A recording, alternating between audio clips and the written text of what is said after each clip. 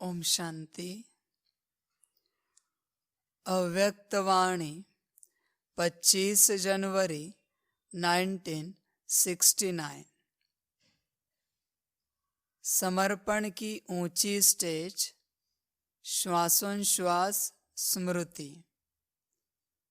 5वां पॉइंट है, अब साकार तो अव्यक्त स्थिति स्वरूप में स्थित है, लेकिन आप बच्चे भी अव्यक्त स्थिति में स्थित होंगे तो अव्यक्त मुलाकात का अलौकिक अनुभव कर सकते हो।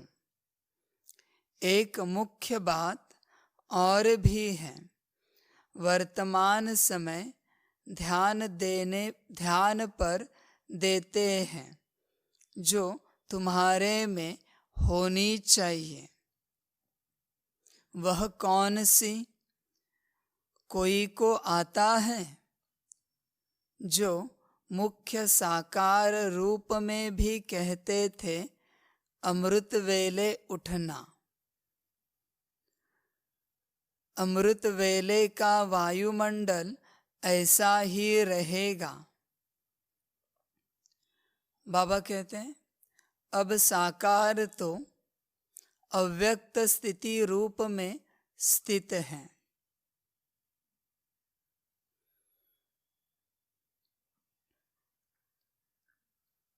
बाबा अभी अव्यक्त स्थिति में है।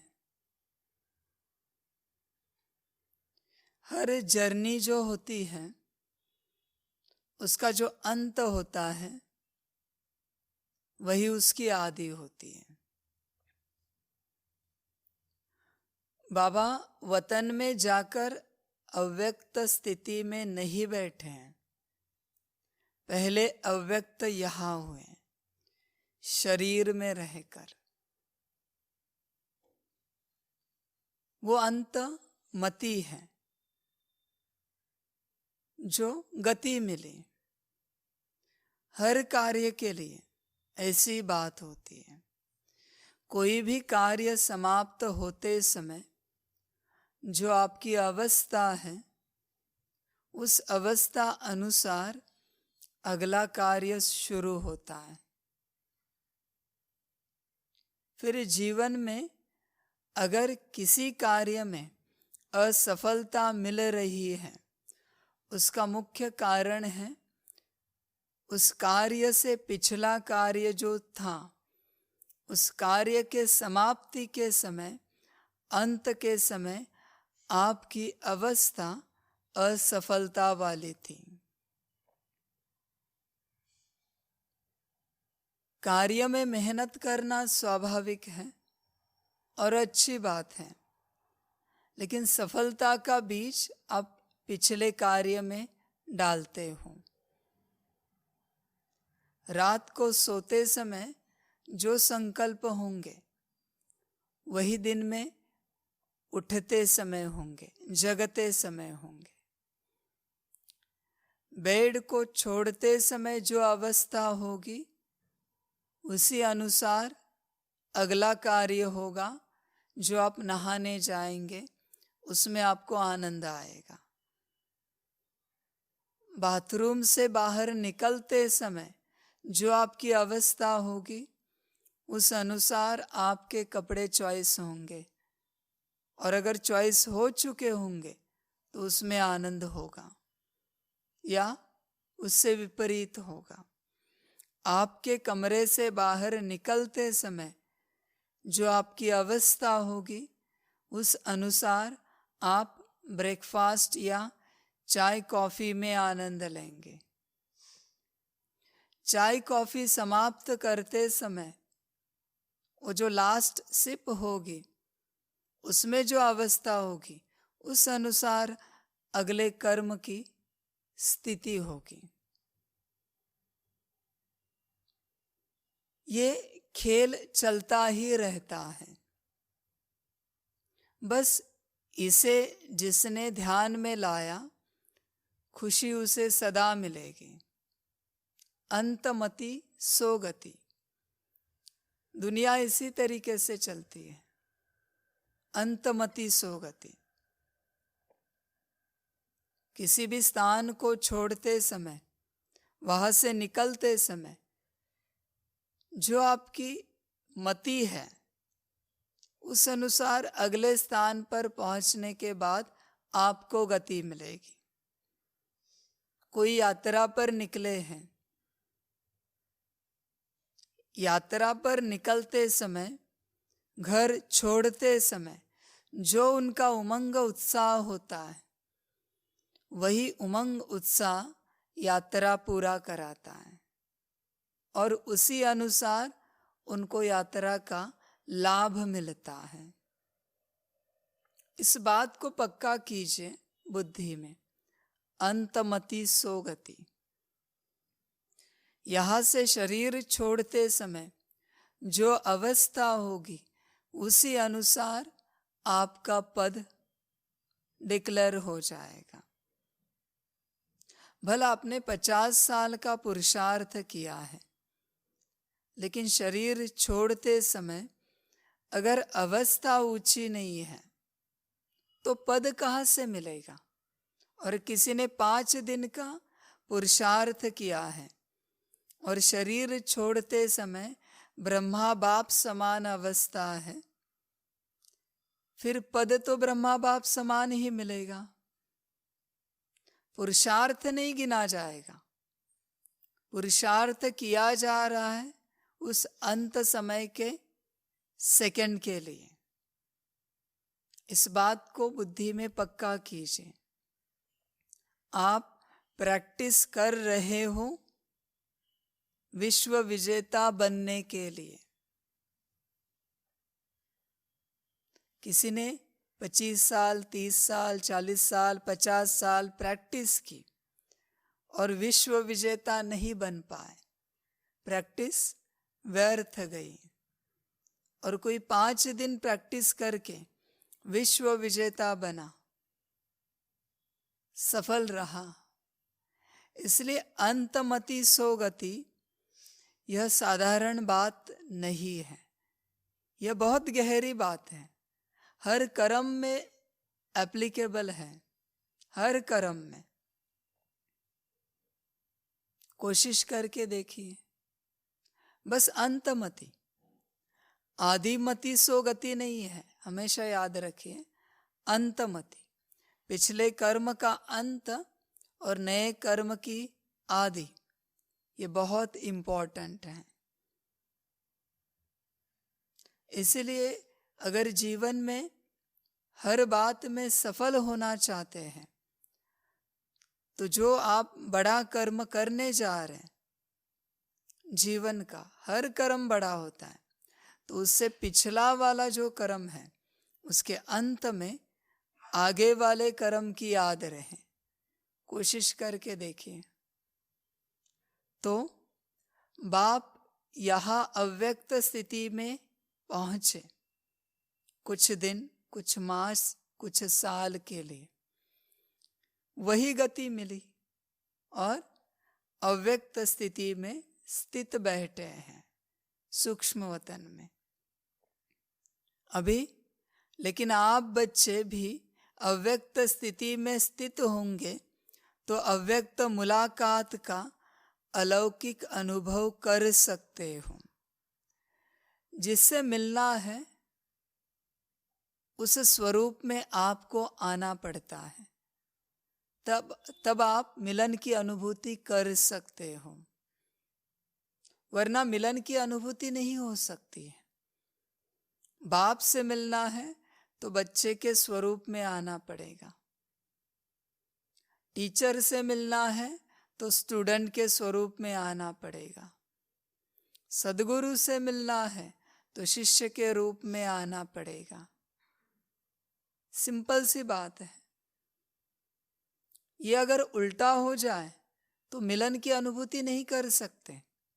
स्टूडेंट के स्वरूप में बाप से मिले तो बाप से मिलने की अनुभूति नहीं होगी।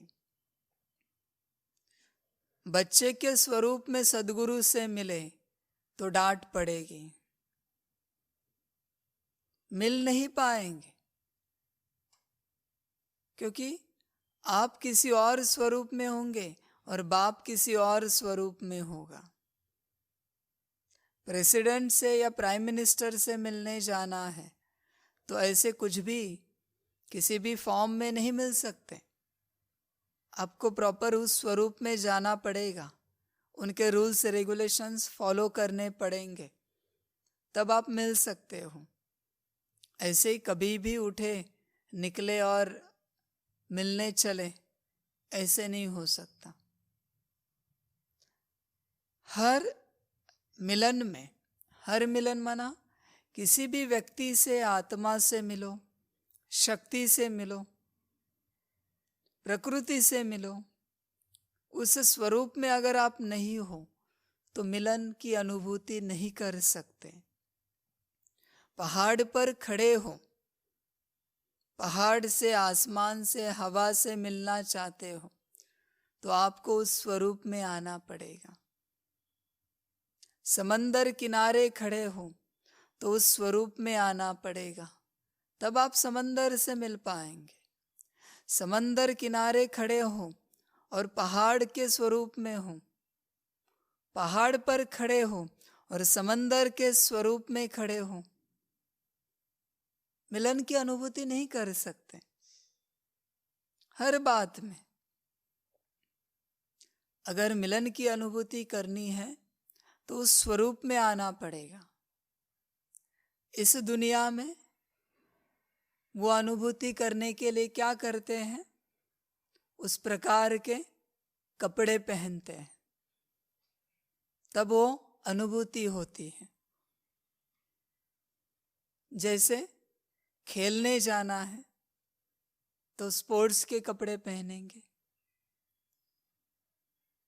आराम करना है, सोने जाना है तो नाइट ड्रेस पहनेंगे। ये समझ है कि जिस प्रकार की अनुभूति करनी है उस प्रकार के वस्त्र पहनकर वो जाते हैं। अगर पार्टीज में जाना है तो उस प्रकार के कपड़े पहनेंगे। स्पोर्ट्स के कपड़े पहन के पार्टी में जाएंगे तो अनुभव नहीं होगा। ये समझ की बात है। इसलिए अगर बाप से मिलना है तो अव्यक्त स्थिति में आना पड़ेगा। अव्यक्त स्थिति में आएंगे तो मुलाकात का अलौकिक अनुभव कर सकेंगे।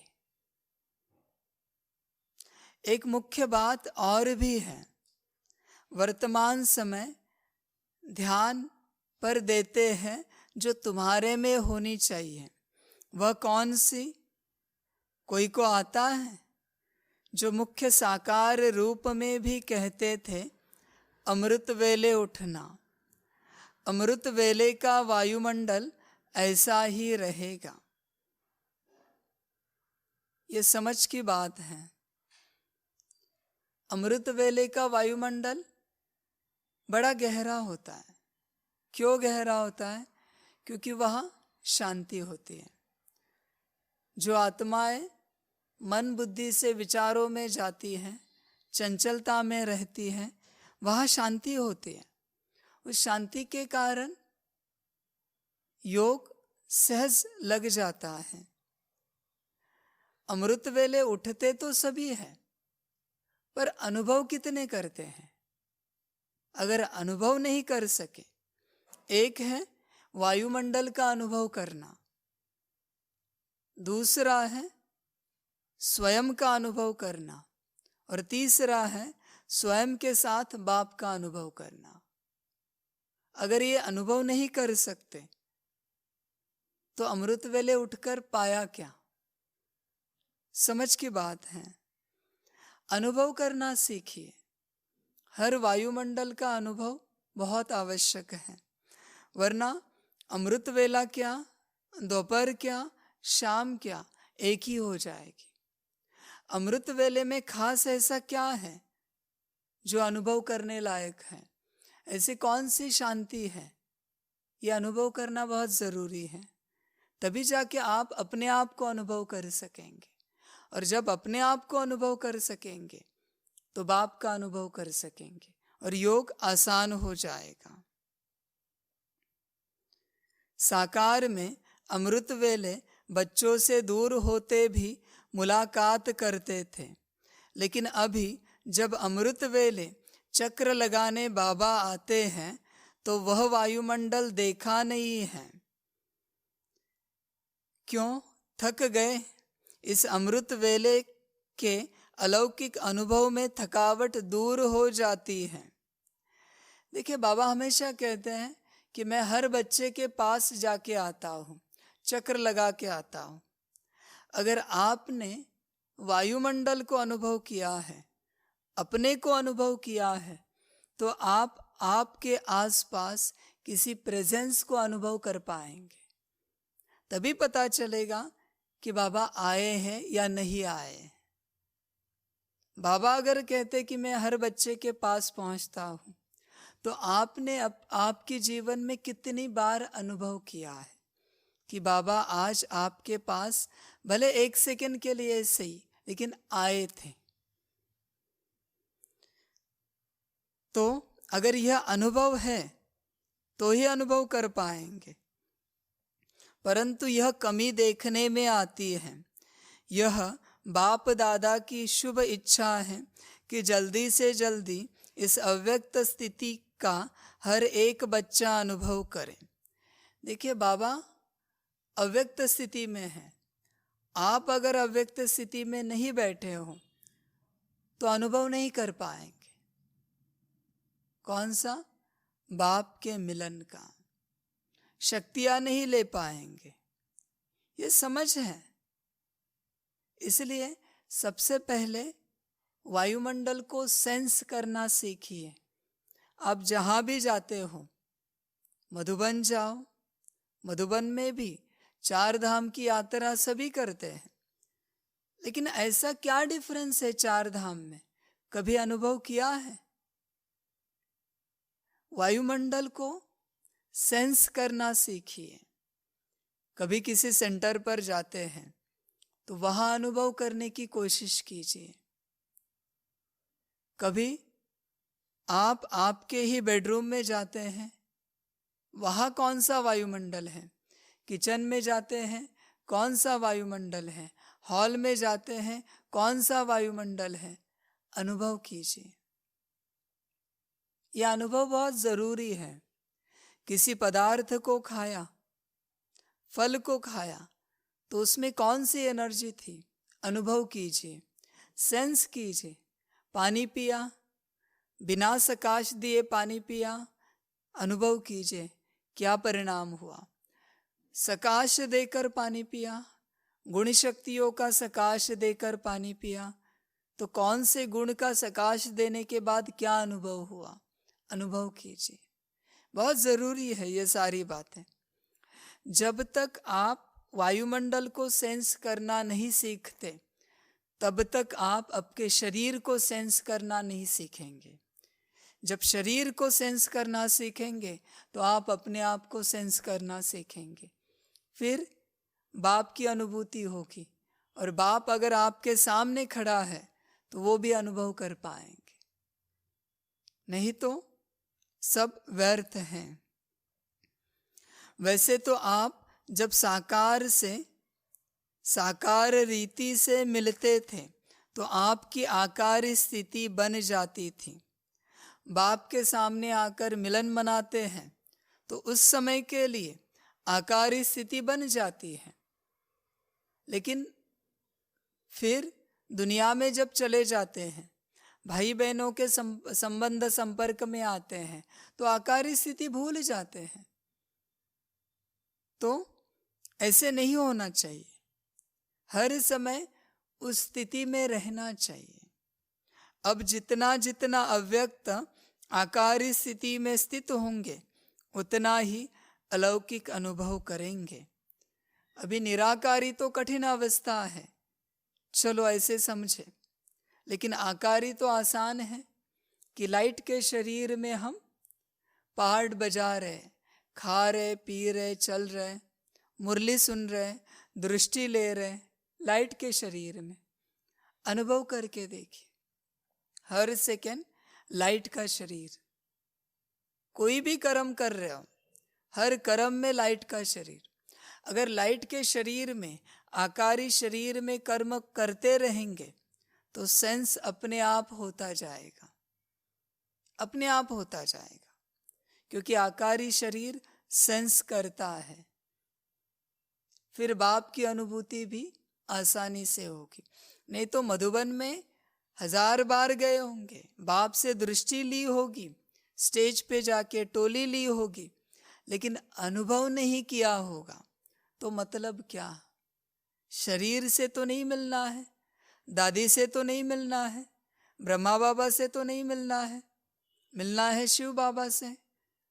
अगर आप आपके फॉर्म में हो, स्वरूप में हो, तो ही मिल पाएंगे, वरना नहीं मिल सकते। तो जितना हो सके अपने आकारी स्वरूप में आते जाओ। अच्छा, सभी बच्चों को बाप की पदम गुणा, याद, प्यार, गुड मॉर्निंग और नमस्ते। सदा खुश रहना, मौज में रहना और आकारी स्वरूप में रहना।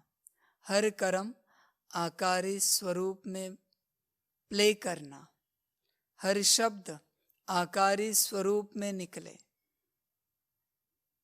हर विचार, हर वृत्ति आकारी स्वरूप में हो। आज दिन भर, आज ना कहते हुए आज से हर कर्म, बोल और संकल्प और वृत्ति भी आकारी स्वरूप में हो।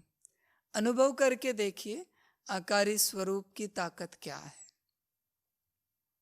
अच्छा, ओम शांति।